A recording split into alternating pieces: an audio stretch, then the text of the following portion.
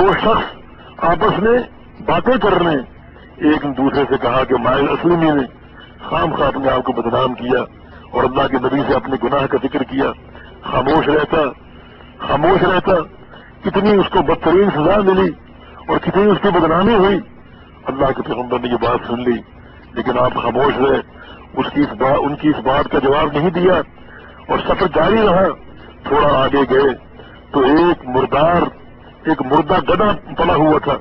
اللہ کے پیغمبر نے ان دونوں کو بلایا اور کہا کہ ان جناب و کلا من جیفت هذا الحمار، نیچے اترو اور اس مردہ گدھے کا گوشت کھاؤ۔ ان لوگوں نے کہا کہ یا رسول اللہ صلی اللہ علیہ وسلم یہ تو مردار ہے، ہم ان کا گوشت کیوں کھائیں؟ رسول اللہ صلی اللہ علیہ وسلم نے ارشاد فرمایا کہ مائل اسلمی کے بارے میں جو تم نے بات کی اس سے بہتر یہ تھا کہ تم خاموش رہتے اور اس مردار کو کھا لیتے۔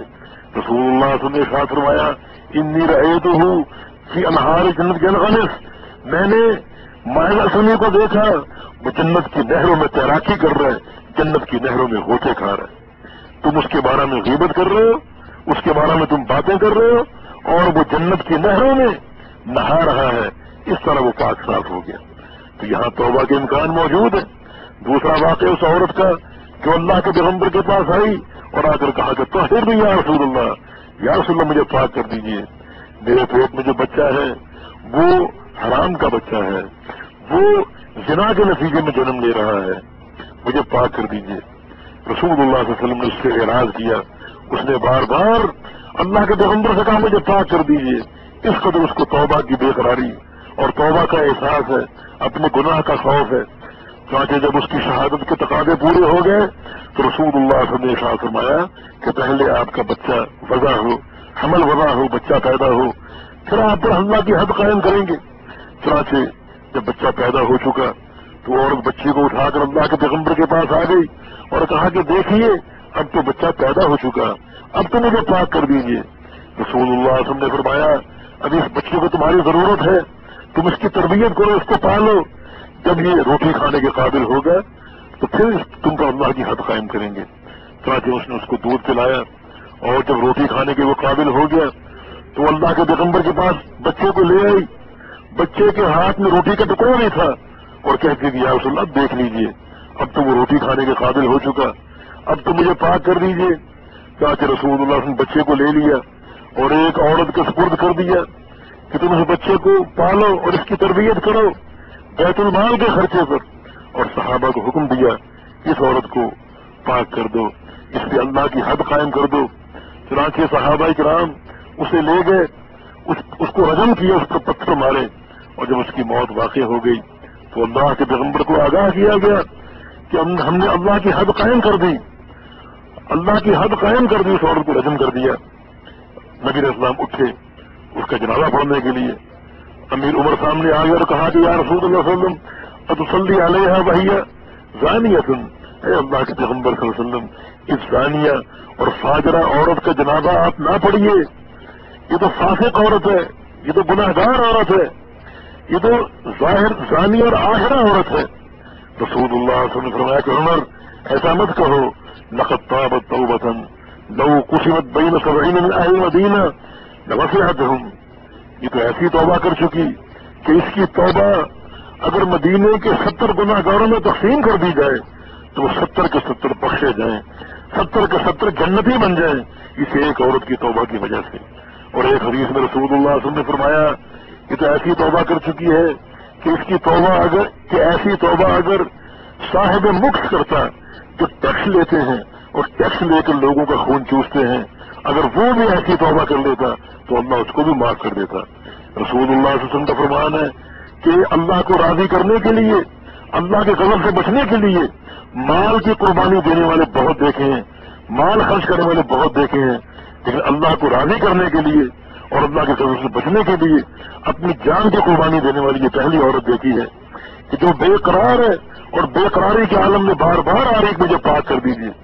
چنانچہ جہاں توبہ کے مواقع موجود ہیں، آج چونکہ ایسی کوئی حکومت نہیں جہاں اسلامی نظام ہو اور جہاں اللہ کی حدیں قائم ہو، اگر ایسا گناہ کسی سے سرزد ہو گیا تو وہ رات کی تاریکی میں اللہ سے توبہ کرے۔ رسول اللہ صلی اللہ علیہ وسلم کو فرمانا جو شخص رات کو اٹھے، وضو کر لے، توبہ کی نیت سے 2 نفل پڑھ لے اور پھر اپنے گناہ اللہ کے سامنے کھول کر بیٹھ جائے اور توبہ کرنا شروع کر دے، توبہ کرے، تو اللہ رب العزت اس کو گناہوں سے اس طرح پاک صاف کر دے گا جیسے وہ آج ہی اپنی ماں کے پیٹ سے پیدا ہوا ہے۔ تو گناہ واقعی ہو جاتے ہیں، توبہ کے مواقع موجود ہے۔ رسول اللہ صلی اللہ علیہ وسلم کا فرمان ہے ان اللہ یقبل توبۃ عبدہ ما لم یغرغر، اللہ رب العزت اپنے بندے کی توبہ اس وقت تک قبول فرما لیتا ہے جب تک اس کی جان حلق میں نہ پھنس جائے، اور جب جان حلق میں پھنسی تو پھر توبہ کا دروازہ بند ہو جائے گا، پھر اللہ اس کی توبہ قبول نہیں کرے گا۔ تو خلاصہ کلام یہ ہے کہ یہ زنا، عمل قوم لوط، یہ وہ بدکاریاں ہیں، وہ اللہ کے حرام کردہ امور ہیں جو انتہائی خطرناک ہیں، جن کی سزا دنیا کے اندر بھی ہے اور مرنے کے بعد عالم برزخ میں بھی ہے اور قیامت کے دن بھی ہے، انتہائی ہیبت ناک سزا ہے۔ تو اس سے ہمیں بچنا ہے، توبہ کرنی ہے، اپنے آپ کو بچانا ہے، عفت کی اور پاک دامنی کی زندگی گزارنی ہے۔ اللہ رب العزت مجھے اور آپ کو عفت اور پاک دامنی کی زندگی گزارنے کی توفیق عطا فرمائے، ہمیں گناہوں سے محفوظ رکھے، اور اللہ رب العزت ہم کو اگر گناہ ہو جائیں تو توبۃ النصوح، خالص اور سچی توبہ کرنے کی توفیق عطا فرما دے، اللہ ہمیں استغفار کی توفیق عطا فرما دے۔ رسول اللہ صلی اللہ علیہ وسلم کا فرمان ہے کہ اللہ کے دربار میں استغفار کیا کرو، توبہ کیا کرو۔ میں محمد صلی اللہ علیہ وسلم ہر روز اللہ کے دربار میں 100 بار استغفار کرتا ہوں، تو اللہ تعالیٰ ہمیں بھی توبہ اور استغفار کا عادی بنا دے، اور اللہ تعالیٰ ہمیں گناہوں سے بچائے، اور اللہ تعالیٰ ہم کو گناہوں سے پاک صاف کر دے۔ اقول قولی ھذا واستغفر اللہ لی ولکم وآخر دعوانا الحمد للہ رب العالمین۔ الحمدللہ والصلاۃ والسلام علی رسول اللہ۔ اگر کسی شخص کے دل میں زنا کا خیال آتا ہے اور وہ زنا کا ارادہ کرتا ہے تو وہ اپنے آپ کو اس سے باز کرے۔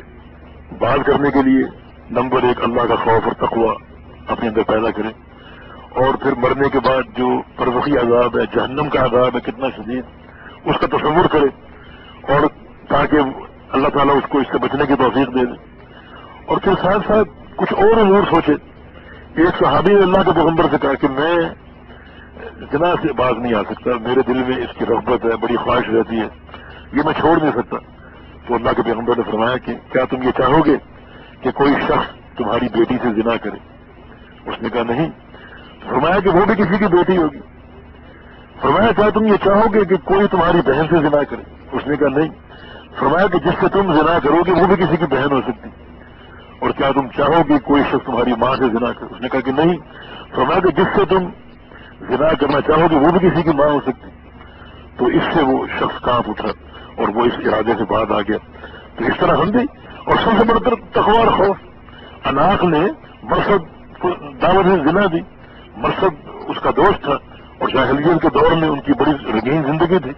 مرصد نے اسلام قبول کر لیا، نبی علیہ السلام نے ان کو مکہ بھیجا کسی کام، تو رات کو مکہ میں داخل ہوا تو اناق مکہ کی گلیوں میں گھوم رہی کسی آدمی کی تلاش میں، تو اس کو مرصد نظر آ گیا، تو اس نے اس کو دعوت دی، کہا کہ مرصد میں اناق ہوں، اور اس کو سابقہ زندگی یاد دلائی۔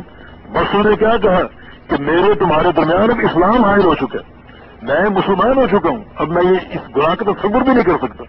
تو اسلام میں یہ تصور ہے کہ اسلام قبول کرنے کے بعد زندگی عفت کی ہو، پرہیزگاری کی ہو اور تقویٰ کی ہو، اس گناہ کا کوئی تصور نہ ہو۔ مرشد نے کہا کہ میں مدینے جاؤں گا، اللہ کے پیغمبر سے پوچھوں گا، اگر مجھے اجازت مل گئی کہ تم سے نکاح کر لوں تو نکاح کر سکتا ہوں، باقی یہ گناہ نہیں کر سکتا، زنا نہیں کر سکتا۔ تو یہ فکر ہونی چاہیے، اللہ تعالیٰ ہمیں توفیق عطا فرمائے۔ سوال یہ کہ کوئی عورت خوشبو لگا کر باہر جا سکتی ہے؟ جواب یہ کہ اس سے نبی علیہ السلام نے روکا ہے، بلکہ رسول اللہ صلی اللہ علیہ وسلم کا فرمان ہے کہ جو شخص خوشبو لگا لے اور خوشبو لگا کر مسجد جائے، یعنی بازار جانا تو دور کی بات ہے، مسجد جائے، فرمان ہے کہ جو عورت خوشبو لگائے اور خوشبو لگا کر باہر نکلے تو وہ زانیہ ہے۔ نبی علیہ السلام کی ایک اور حدیث ہے کہ جو شخص خوشبو لگا کر مردوں کے پاس سے گزرے تاکہ مردوں کو یہ خوشبو آئے تو وہ عورت زانیہ ہے۔ تو یہ یعنی خطرناک احکام ہے، اس سے بچنا چاہیے عورت کو۔ یہ سوال ہے کہ اہل حدیث عالم جو ہیں ان کو یعنی جواب دینے کی حکمت کا علم نہیں ہے اور طریقہ معلوم نہیں ہے۔ تو اصل معاملہ یہ ہے کہ جواب کے آداب کیا ہیں۔ جواب کا اصل ادب یہ ہے کہ جو بھی سوال ہو اس سوال کا جواب قرآن و حدیث کی روشنی میں دیا جائے، کتاب و سنت کی روشنی میں جواب دیا جائے، وہ جواب چاہے کتنا سخت ہو تو بس وہی جواب صحیح ہے۔ تو اہل حدیث علماء میرے علم کے مطابق میں جانتا ہوں جن کو، وہ یہی کوشش کرتے ہیں کہ جو سوال ان پر کیا جائے وہ اس کا جواب صحیح اور خالص کتاب و سنت کی روشنی میں دے دیں۔ تو الحق مر، حق کڑوا ہوتا ہے، تو اس کے بعد لوگ سمجھتے ہیں کہ ان کو جواب دینا نہیں آتا، یہ بات نہیں۔ یعنی کتاب و سنت اور قرآن و حدیث بیان کرنا چاہیے، وہ کتنا ہی کڑوا کسی کو محسوس ہو تو یہ طریقہ ہے جواب کا۔ اور اگر کوئی شخص یہ سمجھے کہ ان جواب اس طرح دیا جائے کہ بس سب خوش ہو جائیں، اس میں اعتدال ہو، چاہے وہ کتاب و سنت سے نہ ہو، تو یہ غلط ہے۔